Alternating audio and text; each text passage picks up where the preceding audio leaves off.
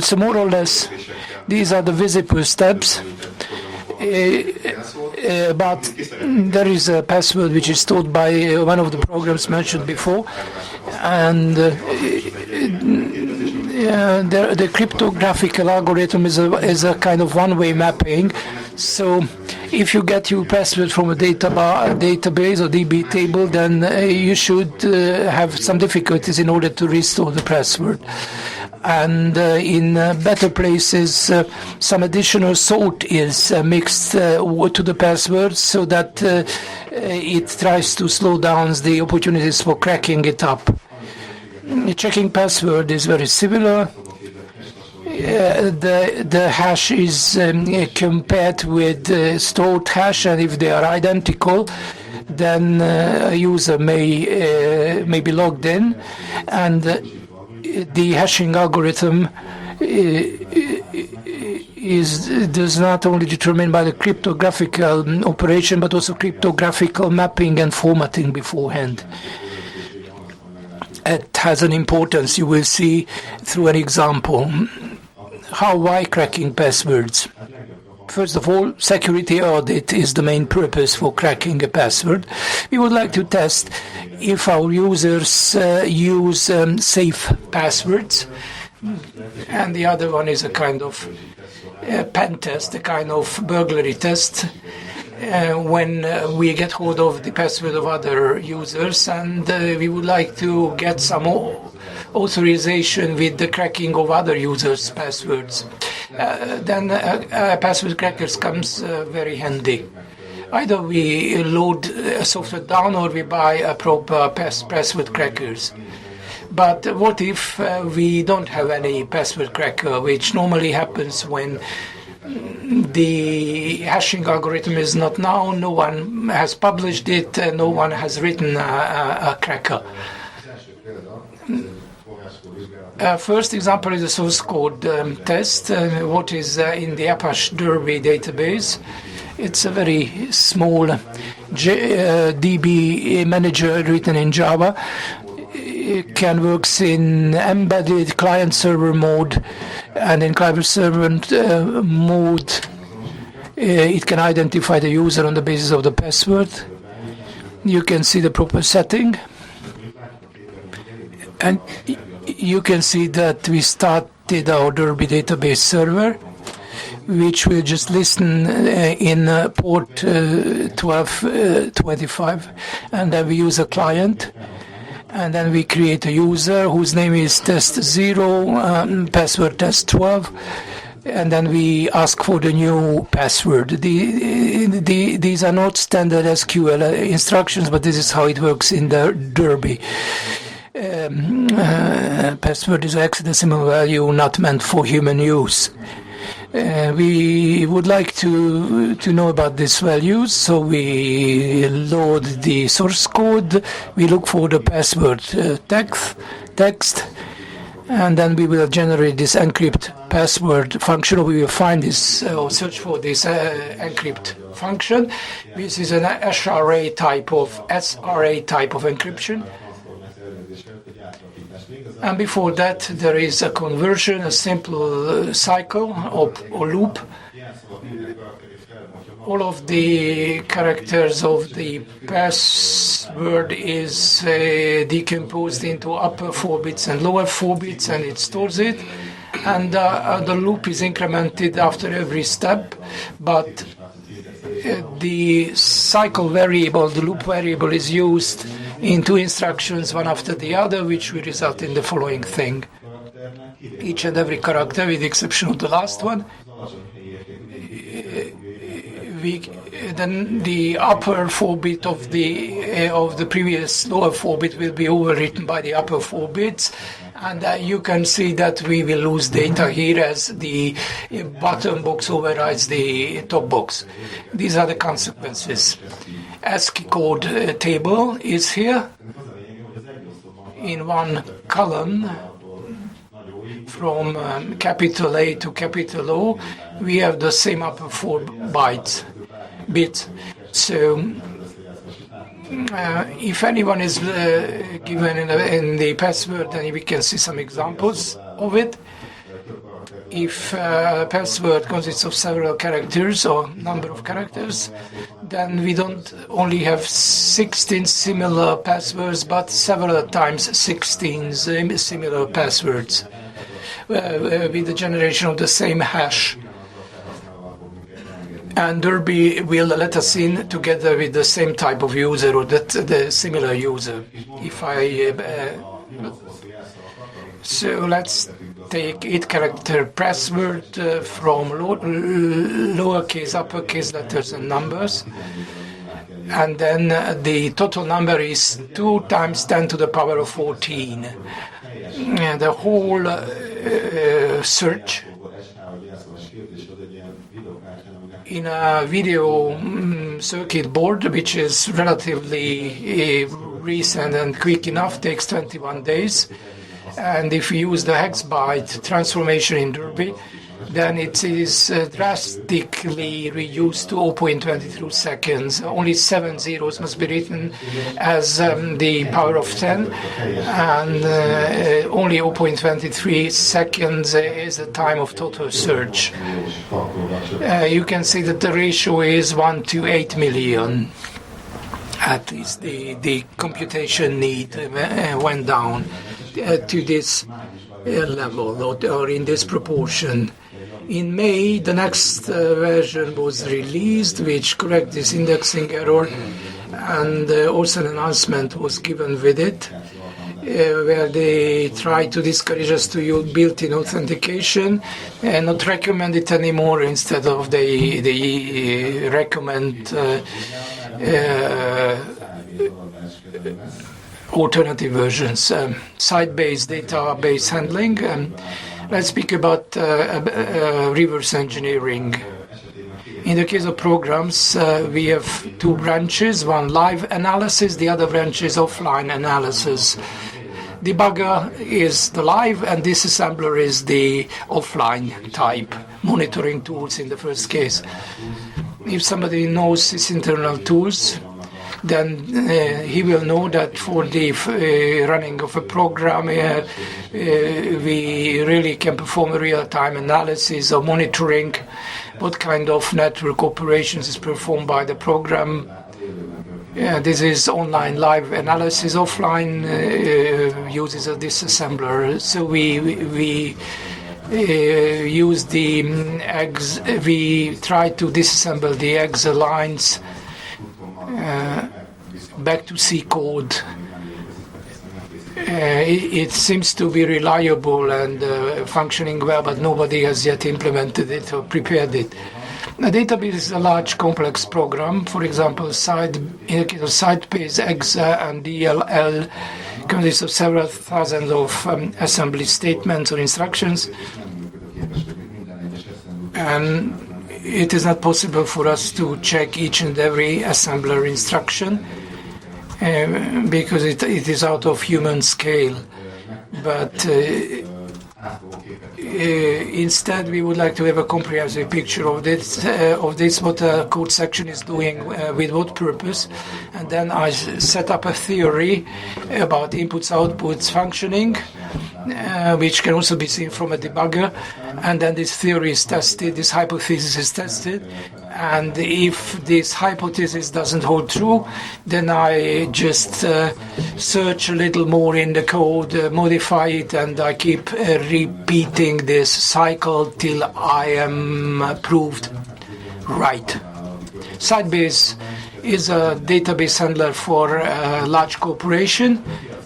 Market share fourth is in market share, in terms of market share, after Microsoft, Oracle, and IBM, and is closely related to the SQL server of Microsoft, because Microsoft bought its code in 1994 and started his own development.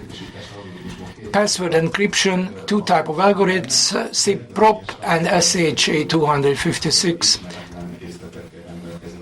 The first is our own development. It is not officially published. The second is officially published. Now the later one, the latter one is the newer one, or the most recent one. First, let me speak about SHE256 hash, how it operates, how it functions.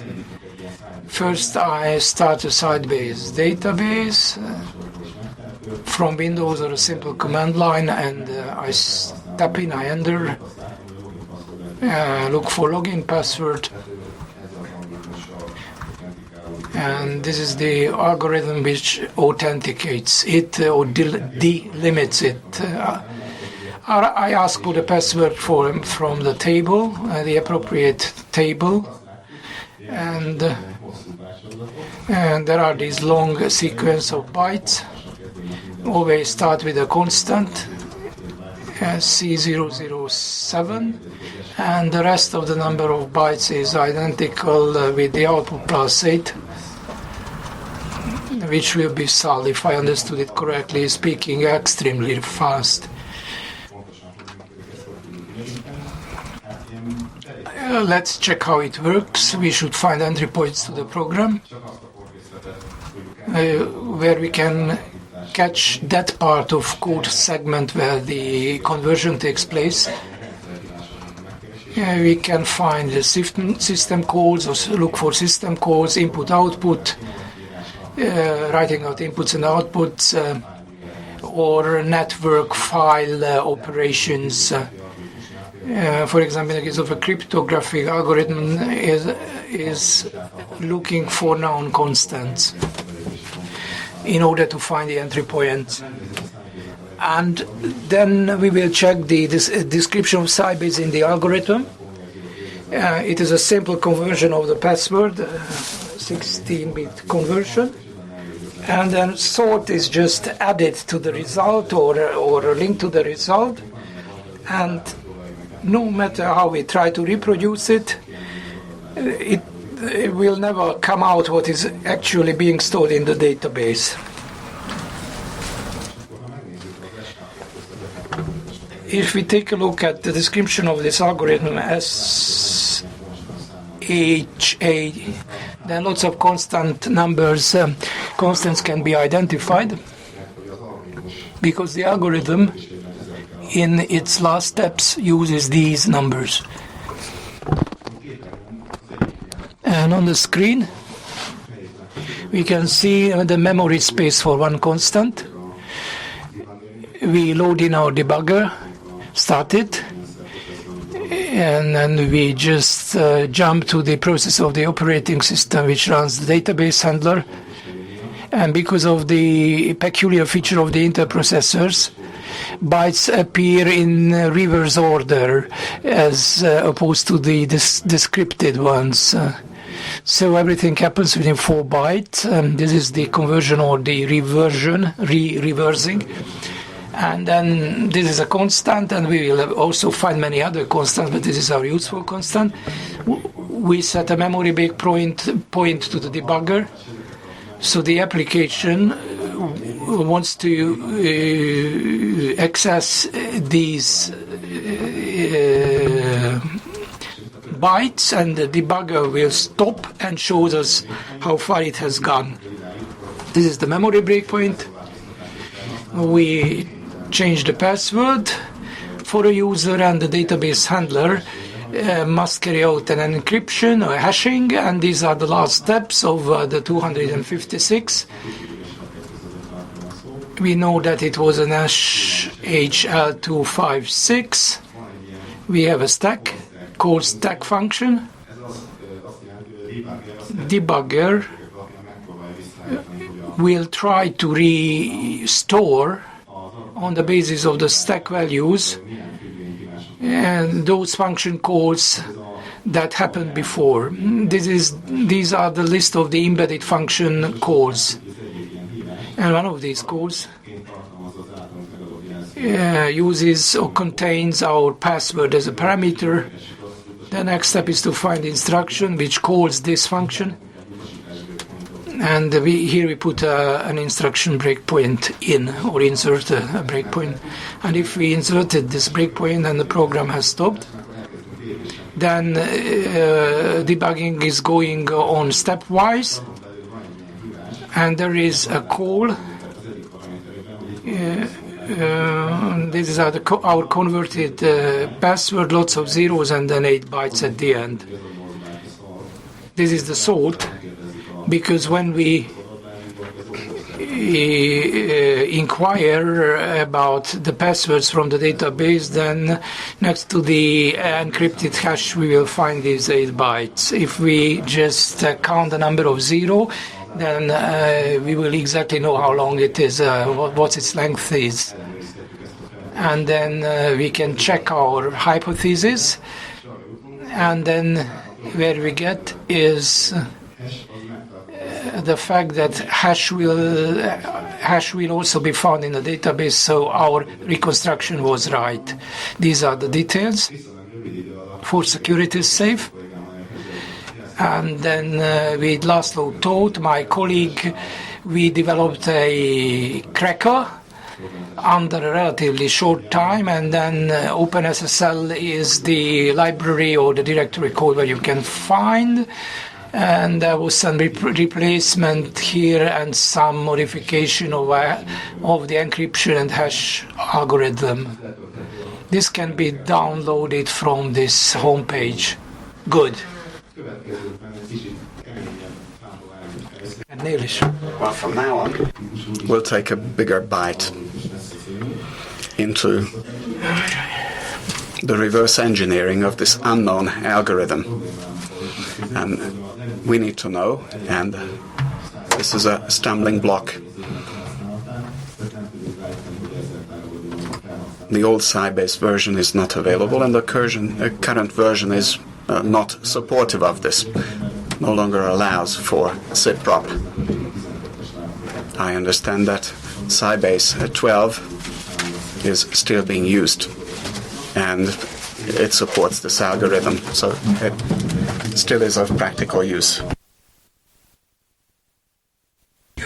Well, for the last time, it was 12.01 where this was of use, and all we can download on a trial basis is 0.5. If we study the documentation, you will find that downgrading is possible, setting back the database release from 15.0 to 15.01, and we can have access to the old type password encryption. And now we'll do the functions that are missing from the screen. And now if we log in using the user information, the login password parameters, the old algorithm is next to the new algorithm. And if we check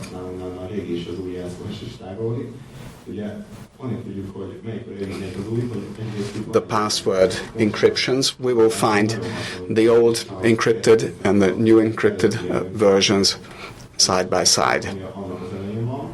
And they are pretty similar when you look at the endings of 256, and the byte number is the same, so it's probably the same. And that's the old password encryption hash. In the second byte segments, you will find 0.5.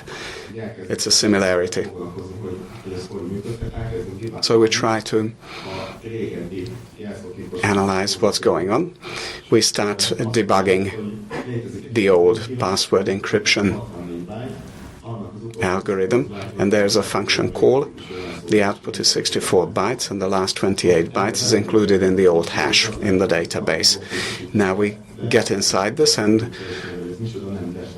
we have a notion that it's block cipher, but it's not DES, not AES.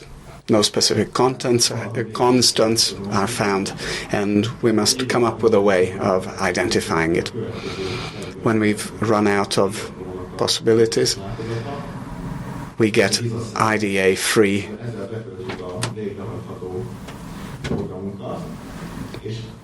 That's the IDA assembler will establish that the symbol tables are linked to the database manager code, which means IDA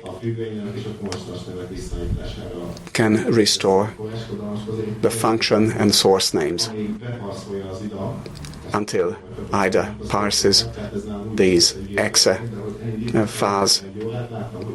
What I did using my virtual machine, I waited an hour. It wasn't anywhere in the process. I went to bed, went to sleep, and in the morning it had cracked the parsing information. And the assembly code has this solution here in the meta encrypt line. And the meta key SCH call is going to provide an output that becomes the input here. So meta key SCH in some way participates in the generation of the encrypted hash. And after some investigations, we find this logic. Here you get the details. Meta key ESC gets a password, produces an output of 64 bytes. Meta encrypt produces another 64 bytes, and the last 8 bytes will be the encrypted password. And now we need to crack these boxes.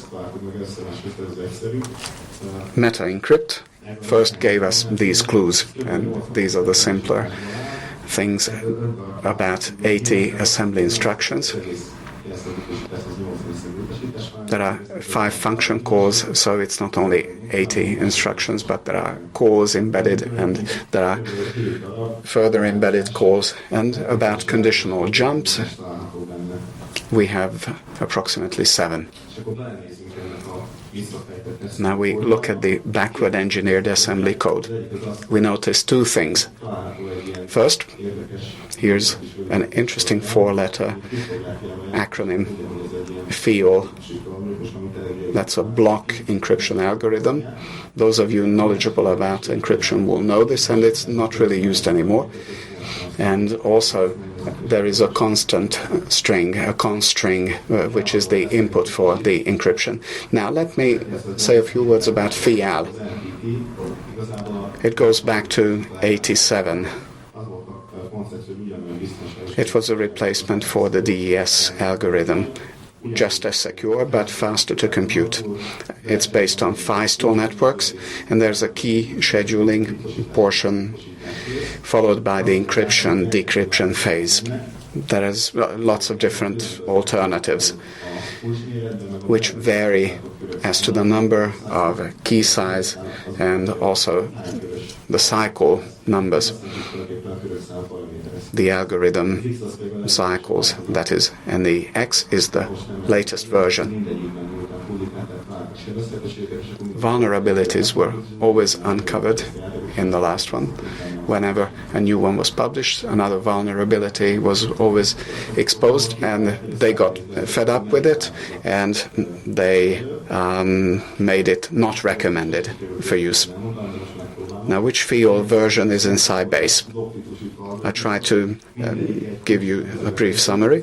I mentioned that there's a key schedule size which produces subkeys for the internal encryption cycles.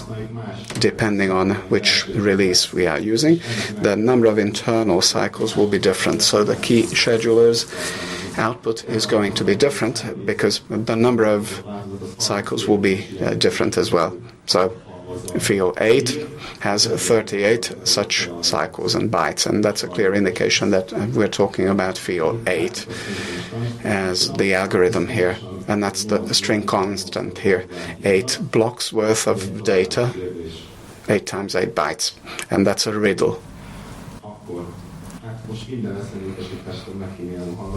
I will spare the audience all assembly descriptions, but working backwards in the code, you must see that each internal cycles uses the constant string, one of the blocks, as input, and it ciphers those. So there's a special block which will use the meta keys function output, and that's what is generating the encrypted output. And that's very much like the Sybase solution, One difference is that there's no initialization vector, and in each cycle a different key is used, whereas Cyblock chain uses a different one in each cycle. And now we'll get complicated. The meta key SCH is a key scheduling algorithm. It's more complex. It consists of 450 assembly instructions, 15 function calls, and 29 conditional jumps. Looking inside, you will see that in each cycle it produces what we call salt, 1 byte of random value, and this 1 byte is used here. And it's mixed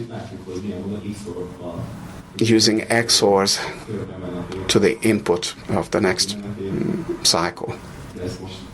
It also indexes the input and output. But here's a simple chart. Take this 1 byte.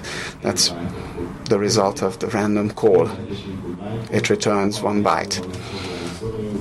And you XOR that with each byte of the input. You change it in some way. And the weird thing is that after the second byte is that each next byte is going to get the next XOR result. And again, I'll spare you the assembly instructions walkthrough. Here's an overview. 8 rounds. There's some form of initialization. Step number 1 is that the password is enhanced to 57 bytes. It's a weird combination because it's not even an even number. And at the beginning, it will initialize the seed number using the system time, from which it generates a single byte, and it hands it over to the srand function. With the rand call, there's a round salt byte. And again, here's a process chart to give you a better idea. We take the expanded password, 57 bytes, and in this case it starts with byte 0, and in this case we check the first 8 bytes. We need to note that here's the random value of 1 byte, which is mixed into the input. And it's important to see that encryption only takes place in the first 2 rounds, and it takes the seed number to calculate one of the positions. Security by obscurity was achieved through combination, because they thought that this is so complex that nobody is going to make any sense of it. And the mixing is going to alter the outcome of each round. Now we can implement the algorithm in C. Field 8 can be implemented using applied cryptography by Bruce Schneier. I checked 4 or 5 sources, and that's the one I could have an overview of the most easily. C source code can be found at this useful link. And each step can be reconstructed precisely. And something is still wrong, because the output is not correspondent to the password stored hash code, which means Sybase in some way uses not quite the official field 8. Digging deeper in Sybase, we will see that different from the official implementation, the key schedule is only the first 4 bytes, and the other bytes do not match. So something different is taking place. We'll start to analyze how this is working precisely. Here's the mathematical definition. One variable, which is used in all the rounds, that is initialized with a value of 0, and it's updated in each round, and Sybase forgot to do that. It seems a complicated definition, but at the source code level, it's a single instruction. This is the one we need to skip in our own implementation. So, in summary, let's check out the structure of the hash. The first byte, which we decrypted, will give us the initialization of the random number generator, and the sort number will become the same if the seed number is the same, because we're only using one quasi-random generator, so it's not a true randomization. And the hash type indicator can also be 6 or 7.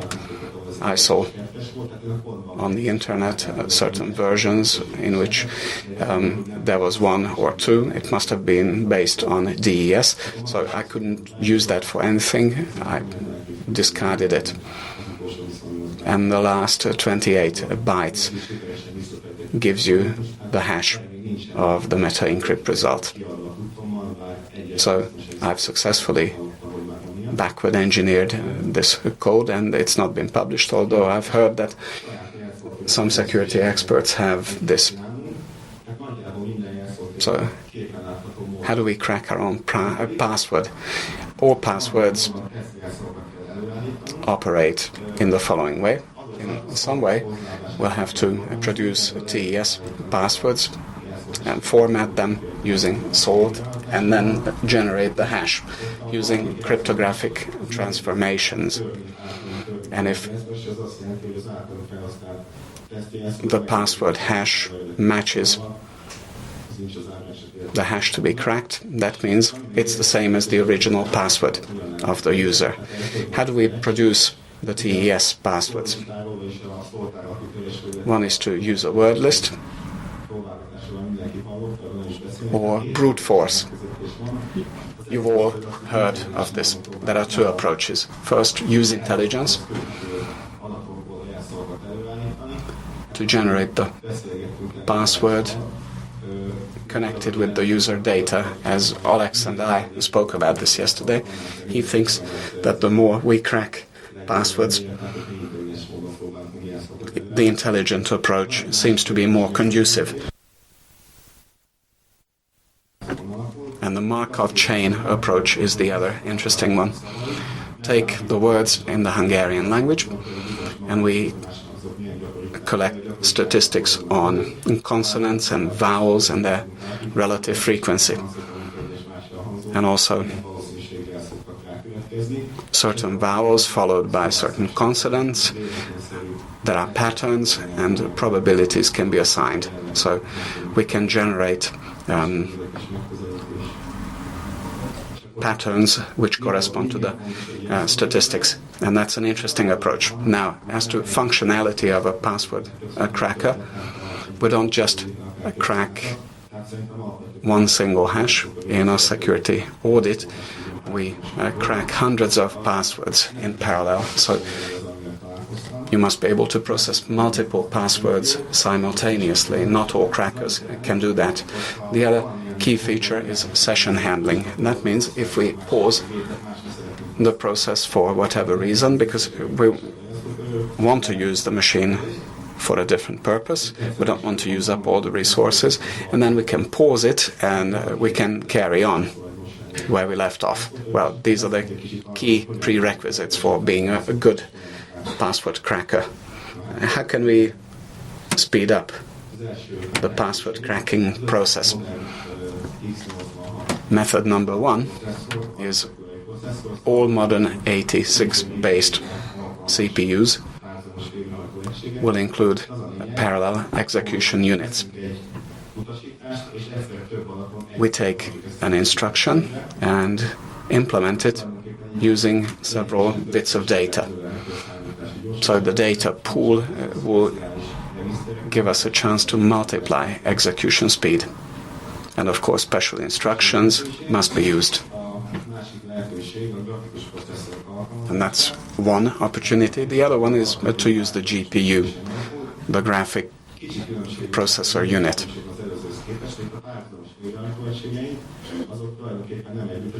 The main difference is that the parallel units are not using instructions, but the kernel which is uploaded to the video card using separate threads. In the execution unit, there will be branching processes, and different codes may result from this, and that means it's not certain that the same steps take place at the same time. What makes this difficult is that if you take a GPU, there are lots of executable units, but if we want to write fast code, we need to use the shared memory or the registers of the CPU, and they're both a limited resource because the shared memory is 16 to 32 kilobytes, and the register is even smaller.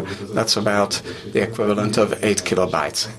Even that is shared across the execution units, so they will have less and less memory as their numbers grow, which is quite a tricky thing. Just to give you a sense of how this goes, well, the top of the range cards and cutting-edge GPUs can have up to 500 or 600 execution units. Just to give you an estimate of the performance gain relative to CPU processing, modern CPUs rely on multiple cores. So in addition to the parallel opportunities, they have several cores which you can separately use. So 3 to 10 times faster is how much faster you can get. Of course, that depends on the GPU and what you use the video cards for and how you code all that. So the speed gain is not automatic due to the above-mentioned factors. I actually wrote one of these password crackers on GPUs, NVIDIA, and MySQL and Oracle 11 hashes are used to crack passwords simultaneously. The features include the ability to process several password hashes at the same time, and they also handle session handling.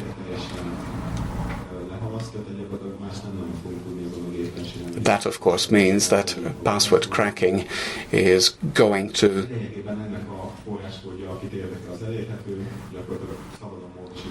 burden the GPU so much that it just about goes dead and you can hardly use it for any other operations. And of course, I'm not getting into the details. It's a lengthy process to develop one of these. It's one thing to write the code and use the GPU, but it's another thing to make it work effectively. And proprietary hardware, special integrated circuits can be used. Well, the fastest computation performance, to the best of our knowledge, is achievable using the ASIC chips, where the transistors are fixed and burnt. So they only handle a single process. You can't program that. And if you want one of these produced, it takes a lot of startup capital. Several millions of dollars. That's one of the options. FPGA is the other option. That is, transistors can be programmed. This is used for circuit simulation. And of course, you can perform any operations. You can use them for computing as well. What you need to is know that FPGA is 4 to 5 times slower than hardware implementation.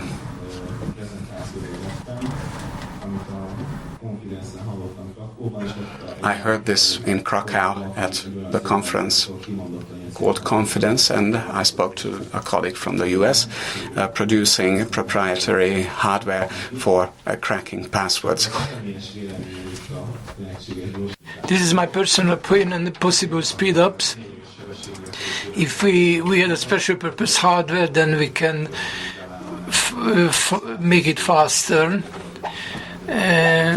It depends on who would do this implementation of this Sybase algorithm. The other thing that I'm missing here is that I've never heard of special purpose hardware which could delete or search several passwords parallelly. And as conclusion, any kind of hashing algorithm can be reverse engineered. Security by obscurity is absolutely useless. We cannot hide these things.